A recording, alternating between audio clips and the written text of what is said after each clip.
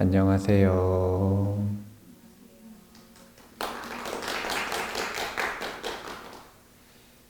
행운 수업 26회차의 주제는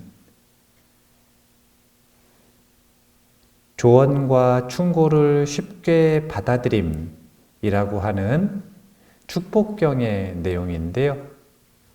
이제 축복경은 부처님께서 어떻게 행운과 함께하는 삶을 살아갈 수 있는가라고 하는 38가지 체크리스트를 알려주시는 경전입니다. 근데 그 경전에 조언과 충고를 쉽게 받아들이는 것, 이것이 으뜸 가는 행운이다. 이렇게 지금 소개하고 계시거든요. 어떤 내용인지 오늘 한번 보도록 하겠습니다. 조언이라고 하는 것은 곧 참견입니다. 이게 일반적인 우리 범부들의 마음가짐이에요. 그래서 우리가 조언을 하면 될까요? 안 될까요? 조언을 한다라고 하는 건 참견하는 거라니까요. 네. 자, 제가 자주 이야기하지 않습니까? 원한 맺는 거는 정말 쉽다. 원한을 맺는 건 진짜 쉬운 방법이에요. 너무너무 쉬운 방법이에요. 그냥 습관 하나만 가지면 만나는 사람과 모두 원한을 지을 수 있거든요. 그게 뭐냐면 다른 사람에게 조언하고 참견하는 것. 저는 이걸 조금 더 직접적으로 표현할 때, 직접적이 아니라 조금 더 공격적으로 표현할 때 뭐라고 하냐면 다른 사람을 조종하려고 들면 원수된다. 이렇게 원칙을 이야기하지 않습니까? 이제 사람들이 행운이라고 하는 것이 무엇인가 궁금해하는데 인류가 무엇을 행운이라고 생각을 했는지는 이제 요 북동, 동북아시아 문화에서 보면 어떤 단어로 알 수 있냐면 복이라고 하는 단어로 알 수가 있어요. 새해 복 많이 받으세요 그러지 않습니까? 그 복이라고 하는 게 왜 복을 원하는가? 그 복이 곧 행운이기 때문에 그래요. 그러면 그 복이라는 단어가 어떤 표현으로 쓰이는지 그 복의 종류를 보면 알 수가 있거든요. 복이라고 하는 거는 결국 두 가지밖에 없어요. 그게 뭐냐면 인복과 제복입니다. 복이라고 하는 것이 인복과 제복이 있는데 이 이야기는 행운이라고 하는 것도 결국은 인 또는 재, 사람 아니면 돈의 문제라는 뜻인 거예요. 돈은 사람의 육신의 생존을 돕고 육신의 편리를 돕습니다. 사람은 사람의 정신의 고통과 행복에 지대한 영향을 미칩니다.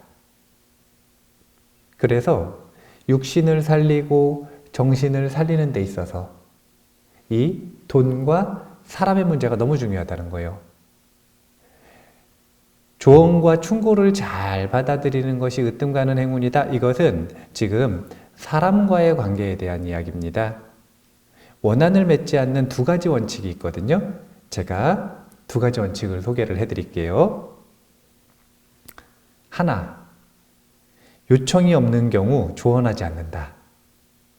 요청이 없으면 다른 사람에게 절대 조언하지 않는 겁니다. 이렇게 하면 다른 사람들과 은혜로운 관계를 맺을 수 있는 적극적인 방법은 아니지만 최소한 원한은 맺지 않을 수 있다. 두 번째도 되게 쉽거든요. 뭐냐면요. 요청을 해도 조언하지 않는다. 이제 어떤 정신과 의사 선생님이 본인의 원칙, 말하기 원칙에 대한 강연을 하는 내용을 봤더니 요청이 없는 경우에 자신은 조언하지 않고요. 요청을 해도 조언하지 않는다고 합니다. 이유는 단순한데요. 절대 속지 않기로 결심했대요. 사람들이 요청을 하지만 그 마음이 거짓말이라는 게 아니라 요청을 하는 마음이 반이 있다면 반은 뭐냐면 그냥 지금 그대로 괜찮다고 인정받고 싶은 마음이 있대요. 그래서 자기는 요청을 해도 단번에 조언을 하지 않는데요. 일단 지금 하는 그대로 있는 그대로 괜찮다라고 말을 하는 게 첫 번째고, 그리고 나서 이 사람이 인정받았다라는 느낌을 받으면 그때 그 이후에 그 감정이 해결됐을 때 그때 가서 가장 조심스럽게 최선을 다해서 어떻게 하면 공격적으로 보이지 않을까 고민하고 문장을 고르고 최대한 예의 바르게 그렇게 조심스럽게 조언을 한다고 합니다. 그렇게 해야 본인이 이 정신과 의사로서 사람들을 상대할 때 그 사람을 도울 수 있는 가장 좋은 자신의 말투라고 생각을 하고 지금 그렇게 쓰고 있대요. 그런데 그거는 정신과 상담으로 오시는 분들에게 한해서만 이렇게 하는 게 아니라 부처님 말씀하시지 않았습니까? 중생은 모두 신병에 빠져 있다.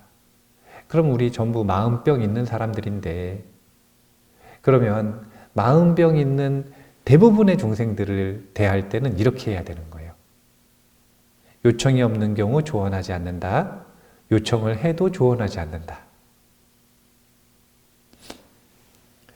만약에 하게 된다면 먼저 인정해주고 그 이후에 정말 조심스럽게 생각 하나만 바꾸면 됩니다. 내가 저 사람에게 조언하고 참견해도 되는 사람이다 라고 하는 착각만 버리면 돼요. 그런 권한은 아무에게도 없습니다. 아무에게도 없어요. 특히 상대방이 성인이라면. 어린아이면 아직 훈육의 기간이기 때문에 어른들에게 일종의 권한이 조금 있습니다. 그래서 원한을 맺더라도 그게 반칙은 아니에요. 하지만 성인에게는 원한을 맺는 건 너무 당연한 거고 그 관계 속에서 그냥 반칙인 거예요. 상대방을 무시하는. 원한을 맺지 않는 두 가지 원칙이라고 얘기했지만 한 가지 원칙은 절대 조언하지 않는다. 이게 기본적인 원칙이라고 생각을 하시면 됩니다. 이거 꼭 기억하셔야 돼요. 사람들은 조언을 참견으로 받아들인다. 기억하시죠? 부처님 열반에 드시고 나니까 많은 사람들이 슬퍼서 우는데 한 비구들의 무리가 그러지 않습니까? 잔소리꾼 이제 없어졌는데 왜 그렇게 울고 있냐? 우린 자유다. 부처님조차도 제자들에게 분명한 요청을 받고 조언을 하고 있는데, 분명한 요청 아닙니까? 출가한 거? 그런데도 부처님을 잔소리꾼이라고 부르는 사람들이 있었다. 이게 중생 마음의 본질이다. 이렇게 생각을 하셔야 돼요. 그래서 조언은 그냥 참견이다. 자, 그렇다면 이거는 조언을 해야 되는 사람의 입장이고, 그럼 조언을 받을 때 우리는 어떻게 해야 되는가? 이 부분이 사실은 오늘 행운 수업의 메인 주제가 되는 거예요. 이 두 가지가 정반대라고 하는 걸 보여드리기 위해 조언은 참견이지만 또 참견은 조언으로 받아들여야 된다. 라고 지금 상대되게 이야기를 한번 해보도록 하겠습니다.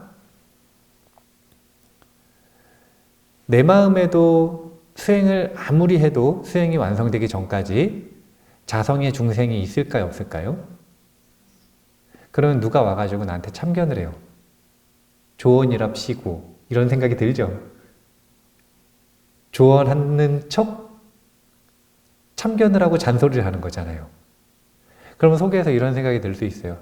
아, 저 꼰대 또 시작이다. 그런 생각이 들 수 있잖아요.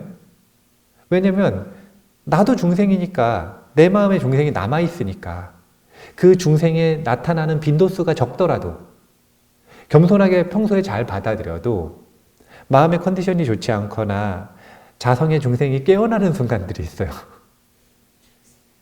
내 마음속에 이 중생이 깨어나는 순간 스승이 와서 이야기하거나 선배가 와서 이야기하는데도 예 하면서도 속으로는 아, 또 시작이네, 이런 생각이 들 때가 있단 말이에요. 그러면 그럴 때 내 마음을 어떻게 다스려야 되는가, 조언을 듣는 입장에서 이것에 대한 이야기가 지금 두 번째 주제라는 거예요. 자, 한번 보도록 하겠습니다. 유명한 문장이죠. 이 공자님의 이야기인데 명심보감에 실려 있다 그러더라고요. 한번 같이 읽어볼게요. 세 사람이 길을 가면 반드시 내 스승이 있기 마련이다. 착한 사람한테서는 그 선함을 배우고 악한 사람한테서는 그를 보고 자신의 잘못을 반성할 수 있다.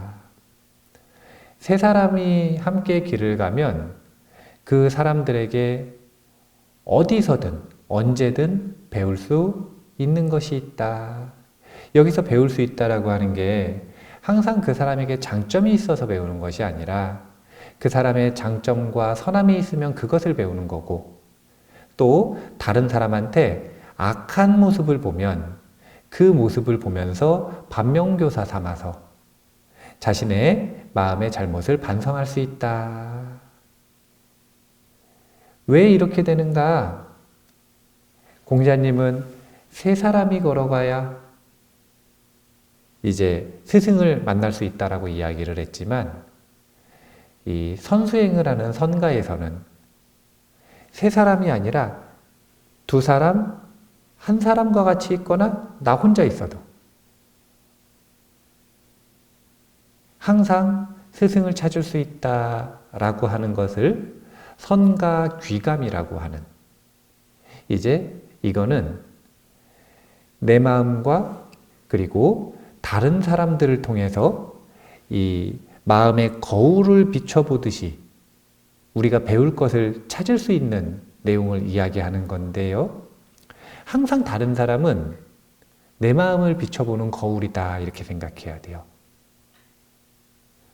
그 사람이 좋은 일을 해요. 선한 점을 찾았어요. 찾을 수 있는 이유는 뭐죠? 그게 선하다는 걸 아니까 그러는 거예요. 어떤 사람이 나쁜 짓을 하는데 그게 마음에 걸려요. 저의 나쁜 놈, 이런 생각이 들어요. 그건 왜 그럴 수가 있죠? 그게 나쁜 것이라는 걸 아니까 그러는 거예요. 그 얘기는 무슨 얘기냐면 그대로 내 마음에 있는 것이 눈에 보이고 눈에 보이는 것을 넘어서 거슬리고 걸리는 거라. 그냥 눈에 보이는 정도면 아는 것에서 끝나는 거지만 그것이 거슬리고 마음에 걸린다? 그거는 그게 내 마음에 있고 내가 그러고 있는 게 평소에 거슬렸던 거예요. 그런데 저 사람이 그러니까 그 사람한테 뒤집어 씌우기, 투사를 하는 겁니다. 즉, 그냥 내 마음을 보고 있는 거예요. 그래서 우리는 사실 다른 사람에게 항상 배울 수 있다. 이유는 다른 게 없고 다른 사람을 보지 않고 내 마음을 보고 있기 때문에 내 마음 속에 불성을 볼 수도 있고 내 마음 속에 자성 속의 중생을 볼 수도 있는 것이 다른 사람들과의 관계 속에서 일어난다. 그래서 항상 다른 사람들이 나에게 몸과 말과 행동으로 무엇인가 메시지를 주면 그것이 참견으로 느껴지든 아니면 그때 마음가짐이 좋아서 조언으로 느껴지든 관계없이 그것을 항상 배울 거리로 받아들이고 그리고 적극적으로 수용하는 그런 태도를 가지고 있는 게 으뜸 가는 행운이다라는 이야기를 하는 겁니다. 자비도량참법에서는 우리가 왜 도반들과 친구들과 원한을 짓는지를 이렇게 이야기를 하는데요. 여기에도 보면은 아주 좋은 힌트가 있어요. 같이 한번 읽어보겠습니다.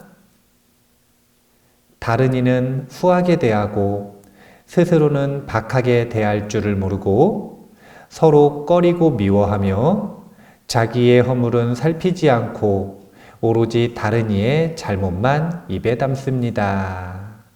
이게 도반들과 친구들과 원수를 맺는 비결입니다.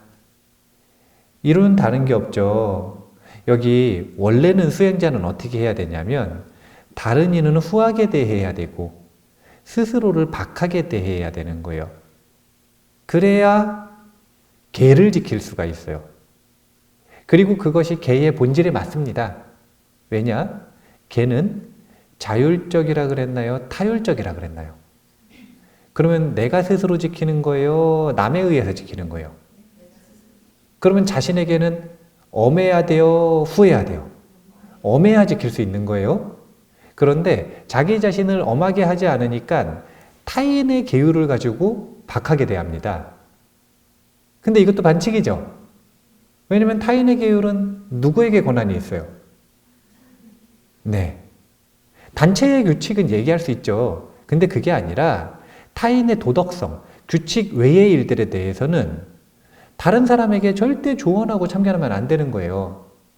항상 엄격하게 조언해야 되는 건 내가 나를 이끌 때. 하지만 타인에게는 항상 후하게 대해야 한다. 그래서 원래는 다른 사람에게 후하게 대하고 나에게는 박하게 대해야 되는데 거꾸로 하는 거죠. 다른 사람에게는 박하게 대하고 스스로에게는 한없이 후하게 대해야 한다. 그러면 계율은 끊임없이 무너져 내릴 것이고 반대로 원한은 산처럼 쌓일 것이다. 이렇게 생각하시면 됩니다. 자신의 허물은 항상 숨기고 다른 이의 잘못은 손톱만한 잘못만 찾아도 어떻게든 소문내려고 하고 이것이 자성의 중생이 하는 짓이에요.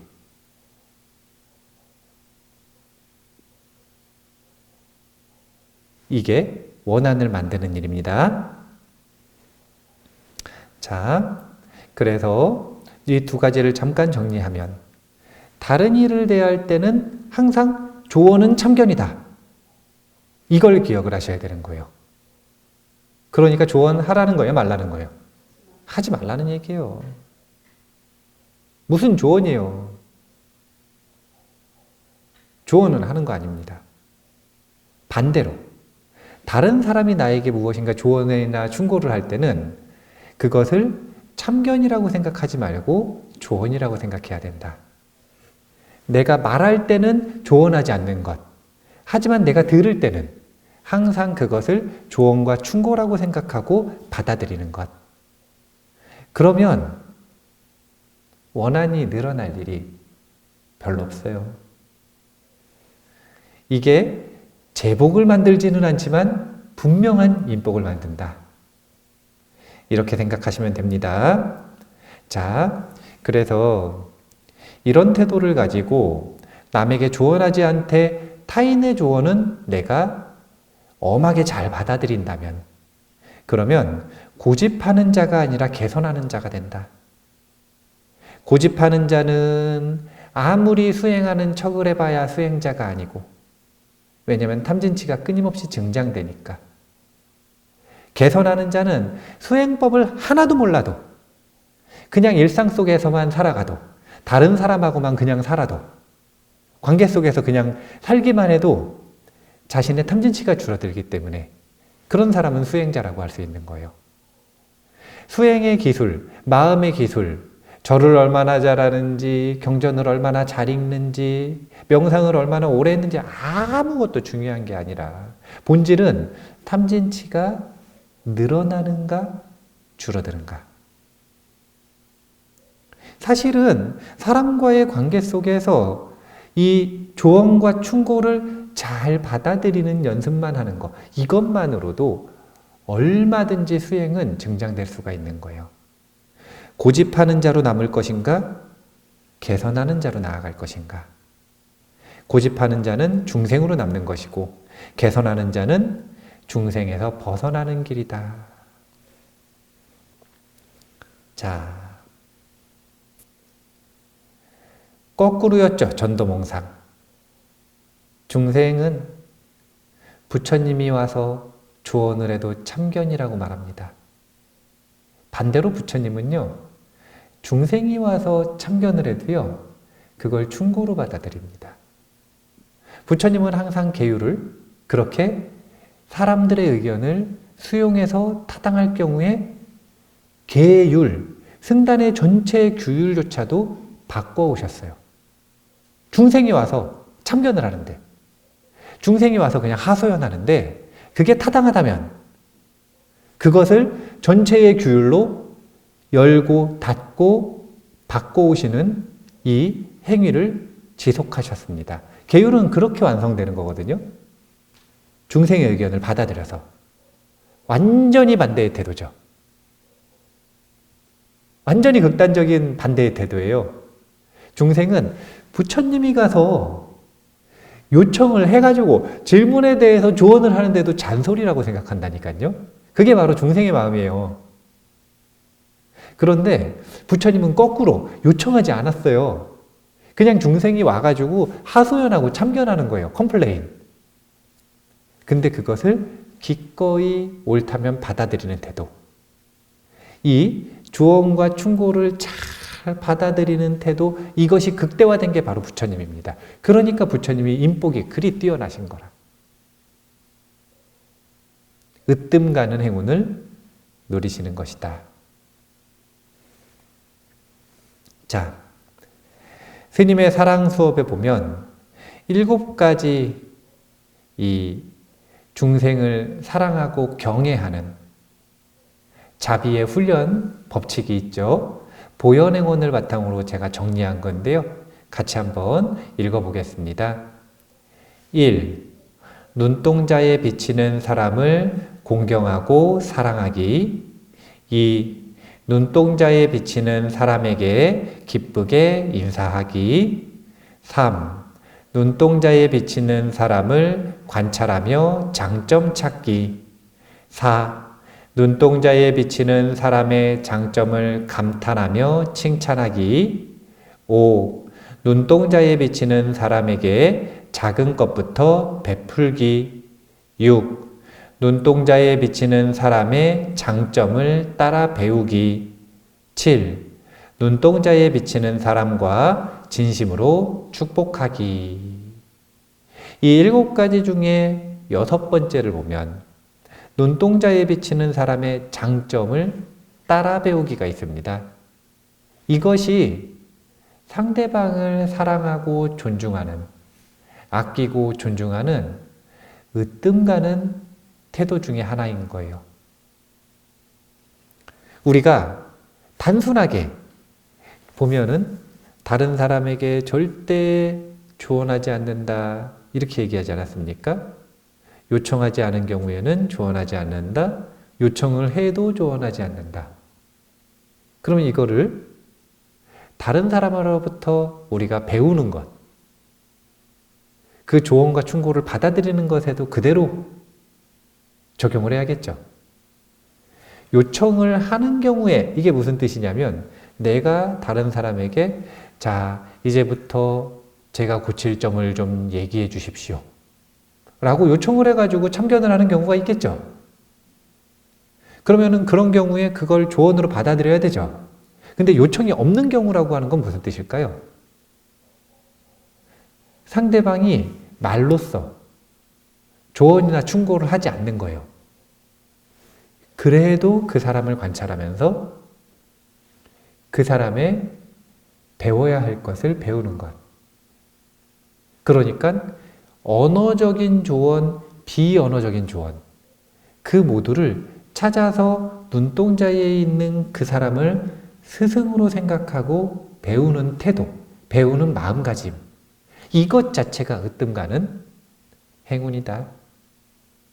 해보세요. 저도 잘 못하기는 해요. 그런데 그래도 다른 사람을 관찰하려고 하고, 그리고 다른 사람들이 이야기를 할 때 내 마음속에서 기꺼이 받아들이는 마음이 있든, 아니면 조금 기분 나빠하면서 거부하는 마음이 있든 관계없이 기꺼이 받아들이면 곧바로 수용하고, 마음속에서 저항감이 일어나서 자성중생이 활동해서 안 받아들이고 싶을 때는 일단 나무 토막처럼 가만히 있다가 조금 뒤에 다시 생각해 보겠습니다 라고 이야기를 하고 그 감정을 소화시킨 다음에 다시 생각해 보고 그것을 진지하게 받아들이는 거예요. 어떻게 수행이 완성되지 않았는데 항상 기계처럼, 무슨 AI처럼 네, 제가 잘못 생각했네요, 이렇게 답변을 하면서 그 조언을 받아들이겠어요? 기분 나쁠 수도 있지. 하지만 분명한 건 기분 나쁘지만 그 사람이 나에게 스승이다.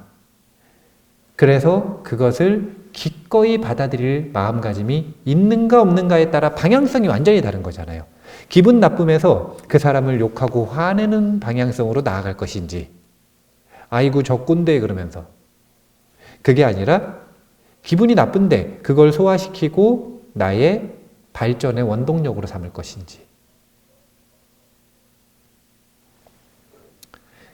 정리하겠습니다. 우리의 몸과 마음의 생존을 위해서는 결국 두 가지예요. 우리의 몸을 생존시키는 것은 제복이다. 그래서 경제활동에도 신경을 써야 되는 게 맞습니다. 근데 어느 정도 경제활동에 대해서 안정되면, 즉 먹고 살만해지잖아요? 그럼 정신의 생존이 중요해지거든요. 정신의 생존에는 인복이다. 우리가 원한 맺은 사람이 너무 많으면 정신적으로 괴로워요. 그리고 원한 맺은 사람이 너무 많은 것에 가장 극대화된 고통은 외로움이에요. 처음에는 속을 썩어요. 주변에 사람이 많은데 원한 맺은 사람이 많으니까. 그런데 이 마음의 태도를 고치지 못하면 계속 반복해서 원한을 지을 거 아니에요. 그러면 사람들이 치를 떨고 떠나요. 그래서 주변에 이제 나에게 욕해주는 사람도 없어지거든요. 그러면 마음이 외로워서 죽어요. 이게 마음이 굶어 죽는 거예요. 제복과 인복밖에 없더라.